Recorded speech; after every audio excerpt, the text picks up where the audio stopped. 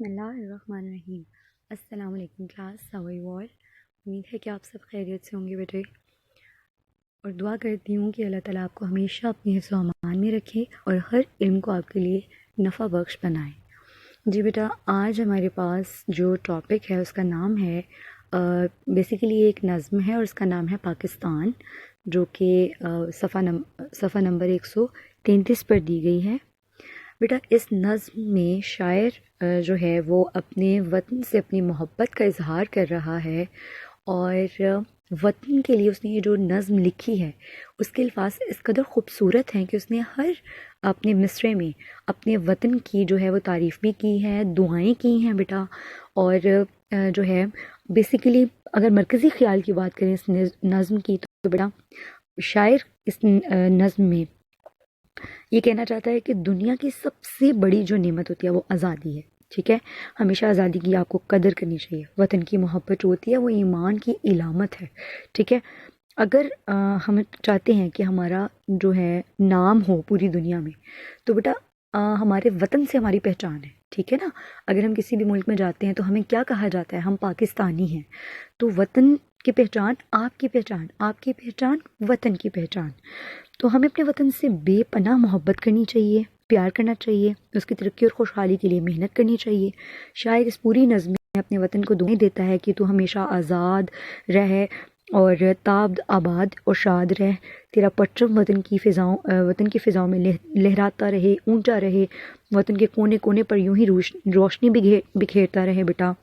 یہ کچھ دعائیں ہیں جو اس کے کھیتوں کو، کھلیانوں کو دن رات ہرے بھرے رہنے کی دعائیں دیتا ہے۔ پھر اس کا کہنا ہے کہ اے میرے وطن، تو ہمیشہ بلندیوں کو چھوئے، تیرا مقام ساری دنیا میں اونچا اور بلند ہو، اور تو اسی طرح ہمیشہ آزاد رہے اور آباد رہے۔ تو بیٹا یہ اس قدر خوبصورت نظم ہے جس میں ہمارے اندر ایک جذبہ پیدا ہوتا ہے، ہمارا جو وطن سے محبت کا ایک جذبہ ہے نا، حب الوطنی کا جذبہ، وہ تر و تازہ ہو جاتا ہے۔ چلیں بیٹا اب ہم اس کی ریڈنگ کرتے ہیں۔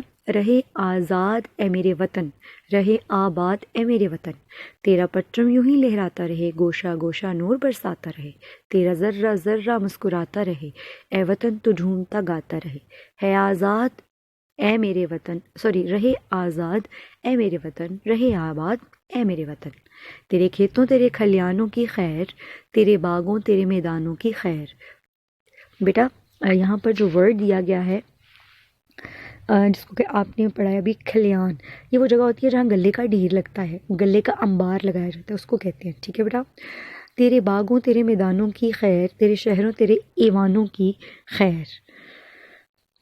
نیکسٹ ہے تیری عظمت کے نگہبانوں کی خیر۔ نگہبان کہتے ہیں بیٹا حفاظت کرنے والوں کو، جیسے فوج ہوگی ہماری، ٹھیک ہے؟ تو رہے آزاد اے میرے وطن، تو رہے آباد اے میرے وطن، تو رہے ہر دم ہر لمحہ سرفراز اے وطن۔ سرفراز کا مطلب ہوتا ہے بیٹا بلند۔ تو رہے عالم سے ممتاز اے وطن۔ عالم کہتے ہیں پوری جہان سے، ممتاز کا مطلب ہوتا ہے بیٹا مشہور۔ تو رہے محو تگ و تاز اے وطن۔ بیٹا محو مطلب ہوتا ہے مصروف، اور تگ و تاز کا مطلب ہے کوشش۔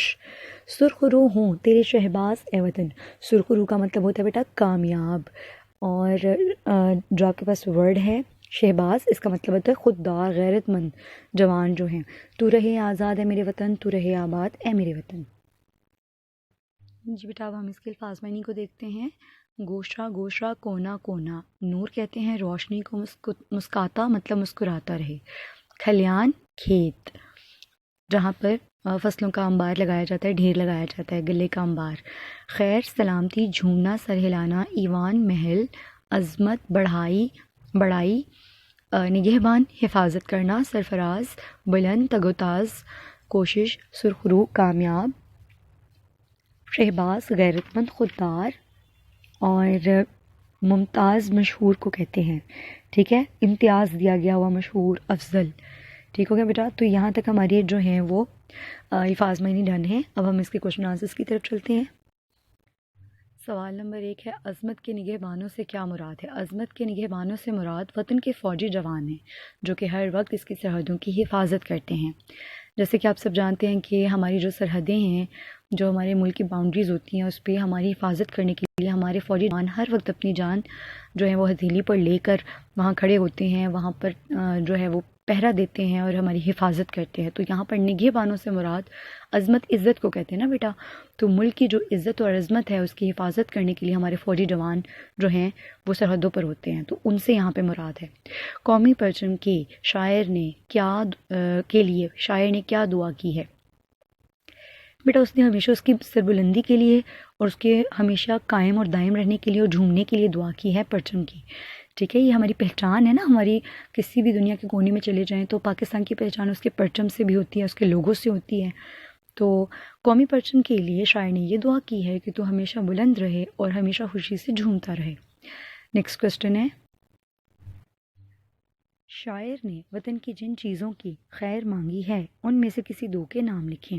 شاعر نے وطن کے کھیتوں اور میدانوں کی خیر مانگی ہے، ویسے تو اور بھی بہت سی چیزوں کی خیر مانگی ہے لیکن اس نے دو چیزیں کہی ہیں تو اس لیے ہم نے کھیتوں اور میدانوں لکھنا ہے۔ نیکسٹ کوسچن ہے، شاعر نے اپنے شہبازوں کے لیے کن جذبات کا اظہار کیا ہے؟ سوال کا جواب ہے، شاعر اپنے شہبازوں کو ہمیشہ سرخرو رہنے کی دعا دیتا ہے۔